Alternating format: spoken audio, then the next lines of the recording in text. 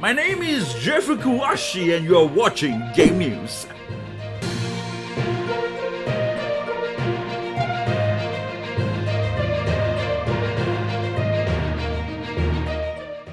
Last week, PlayStation announced the PS5 Pro. Yes, and it was the biggest L of them, or the biggest L because people was like, oh man, it's so expensive, $699? What is it? A meme? 69 means nice? What is that? Maybe it is, but maybe it's not. I don't really know, but that's what happened, right? And then listen. People were just relying on, like, you know, the future. It's going to be Nintendo, okay? Not anything else, but Nintendo. Oh, the leak of the Nintendo Switch 2 makes people hype and excited. But suddenly, things change. The biggest L of Nintendo movement, action. I don't even know what you guys want to call it, but you know, they make a very bad move. They sued Power. They sued Pocket Fair. Damn. Yes, that Pocket Fair. Yes, that one that have so many player base, 2 million plus. They saw that Steam number. They would be like, nope. This is unacceptable. Nope. The audacity, they make a fun game and people enjoy it. Nope. And there's the balls and stuff. So if you want to know the reason why Nintendo actually sued them, it was because of the ball. Nani? It was because of that whole game features, like the whole, you know, like the items being throwing at some place, the ball being thrown someplace. It's just weird. They sued them not because of the character. Meanwhile, they know they can't do that because people would just boom, this picture. Yes, most of the Pokemon were actually taken from Dragon Quest, and they just twisted a little bit and stuff like that. You know what? They're trying to pattern the thing. They're trying to pattern the system of taking a ball, throw it to an animal, is copyright infringement. That whole set of movement is a no-no. Which I don't know why Nintendo love to do this kind of like patterns of gameplay blockage and stuff, because of this event today. It makes me feel like, oh, now it makes sense. Not only the characters and stuff, because of the pattern of that things as well. That's why Square was doing that back in the day. Like, Square is doing what? Okay, so back in the day, during Final Fantasy IV, the very first time that ATB actually was introduced into the world, like, of gaming, right? Oh, ATB system. There is like, if you play an RPG, if you are an RPG lover, you probably heard of the term ATB. And yeah, it's a very nice turn-based ATB. That system, it's so popular during the Final Fantasy IV, and everybody loved it. It is so good that Nintendo, I guess right now, because of this kind of image, I think it was Nintendo probably pressured Square to actually do that, because right now Square did not even actually try to, like, you know, renew the patents. Like, ever since 2010 when it's expired, Square is just like, yeah, sure, why not? Like, you know, we're not gonna renew the patent. Like, it's fine. Like, you know, just let game developers make games with ATB. Why not, right? That's why it makes me feel like each time when Nintendo do something like this, it's just like or a company probably that is making games under like Nintendo or something like that they just try to like patent these, do that, control this, control that. It's so manipulative. People don't really like that. It's so like feel like a dictator, like a very bad kind of image that we probably seen from Nintendo.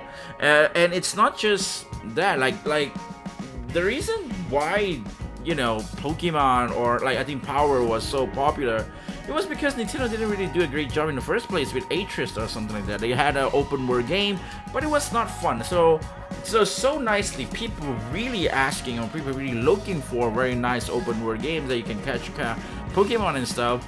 I can imagine, even though if Nintendo made like a very open world game, they would never have gun, because, you know, Pokemon doesn't have gun. It's gonna be weird if you're shooting Pokemons and stuff like that. But this is exactly not that. They just implement a lot of gameplays, that is fun gameplays, into a game, and they just try to make things that are fun, right? Just imagine if you play like a FPS game and then suddenly Call of Duty just decided to patent up a first-person shooting. It sounds ridiculous. It sounds stupid. Okay, you're just throwing traps in Pokemon. Traps is just like fishing rod, like the same thing with fishing rod. You throw a fishing rod, the fishing rod got balls as well in front. Why is that not being patented by anyone? You know, that is a ball to keep the fishing rod float. Pokemon is just fishing, but it's just on the ground, or maybe sometimes in the water as well. But you know, it's like, it's just fishing. You just put that, you just, you know, hope for it to be like be weaker, and then you can get it.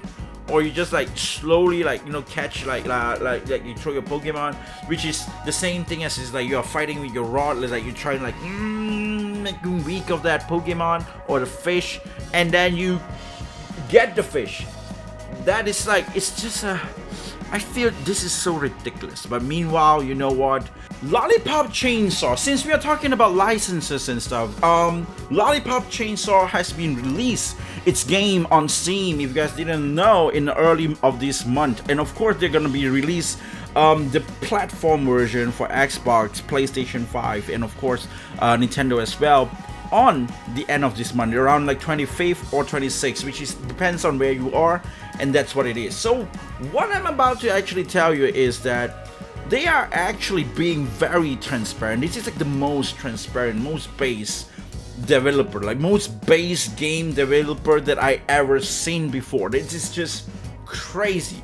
The way that they just announce everything, they're just being so open up to you guys, being so transparent to you guys. As you can see, like, okay, we have received they're talking about the price. People were not really happy about the price on the region, depending on the region on Steam, and they said, okay, we have submitted like to arrangement of the price to the Steam and for appropriate pricing and stuff in each countries and regions. And also we have submitted like this and that, the agreement on Europe, and we have also have this kind of thing that is differences between each platform and stuff. They've been saying every single detail regarding about the game, like things that you might want to know a lot about, like a lot of games. Like for example, like if you play Cyberpunk, like you want to know such things that you're like, hey, how is this game works, and you don't want people to address them, but usually most of them they just be like, no comment, we're just gonna do our shit,